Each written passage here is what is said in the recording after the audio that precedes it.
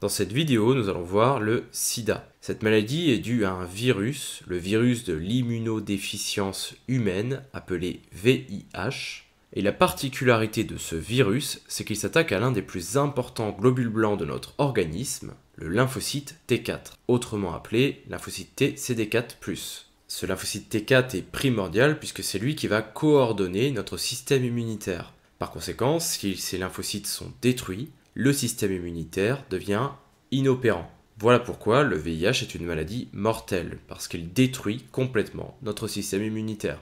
Voyons le mode d'action de ce virus. Tout démarre par une transmission du virus. Cela peut se faire lors d'un rapport sexuel non protégé ou par mélange de sang. Le VIH se transmet par des liquides corporels, le sang, le sperme, les sécrétions vaginales ou le lait maternel. Ces fluides transmettent le virus lorsqu'ils sont en contact avec des zones perméables, comme par exemple les muqueuses. Une fois arrivé dans l'organisme, le virus, le VIH, va attaquer les lymphocytes T4 en suivant toujours le même mode opératoire. Premièrement, il se rapproche du lymphocyte T4. Il va pouvoir reconnaître des récepteurs pour pouvoir s'y fixer. Ces récepteurs sont présents en permanence au niveau des lymphocytes T4. Les virus vont alors s'arrimer sur ces récepteurs et vont les utiliser pour transférer leur matériel génétique viral à l'intérieur du lymphocyte. Ce matériel génétique va alors migrer vers les noyaux et va utiliser la machinerie cellulaire de la cellule pour pouvoir fabriquer d'autres virus. Par la suite, la cellule va se mettre à produire de manière massive un grand nombre de virus. Deux problèmes se posent alors. Premièrement, le nombre de virus va fortement augmenter dans l'organisme. Ces virus pourront alors infecter d'autres lymphocytes. Le deuxième problème, c'est que le lymphocyte ne va pas survivre à cette opération. La production et la libération de ces virus va causer la mort du lymphocyte. Voyons maintenant les différentes phases provoquées par cette infection. La première phase est appelée primo-infection. Elle peut durer entre 3 et 8 semaines. Durant cette phase, la quantité de virus va augmenter. Le nombre de lymphocytes va alors chuter à cause de cette quantité trop importante de virus. Durant cette phase, les personnes touchées présentent des symptômes semblables à ceux de la grippe ou de la mononucléose. Par exemple, de la fièvre, des maux de tête, des rougeurs sur la peau, une fatigue, des douleurs musculaires, etc.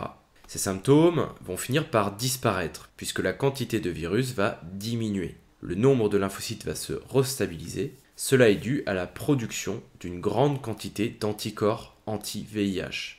La phase suivante est la phase asymptomatique. Elle peut durer jusqu'à 12 ans. La quantité de VIH, d'anticorps anti-VIH et de lymphocytes va rester plus ou moins constante. Durant cette phase, le malade n'a presque aucun symptôme.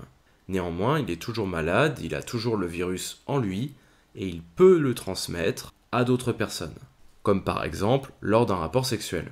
La dernière phase est la phase SIDA à proprement parler, c'est-à-dire syndrome d'immunodéficience acquise.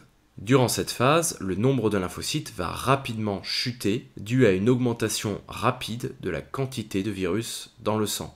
Durant cette phase, la personne peut être sujet aux diarrhées, aux sueurs nocturnes, à de la fièvre, une perte de poids, de la fatigue. Et c'est à ce moment-là que des infections opportunistes peuvent causer d'importants problèmes de santé. Ces infections opportunistes sont des infections qui habituellement sont bénignes, mais qui vont devenir mortelles chez une personne qui ne possède plus de défense immunitaire. C'est le cas chez une personne qui a cette maladie. Le sida est donc une maladie très dangereuse puisqu'elle est mortelle. C'est une maladie qui existe toujours actuellement. Pensez donc à vous protéger lors d'un rapport sexuel. L'utilisation d'un préservatif est simple et peut vous sauver la vie.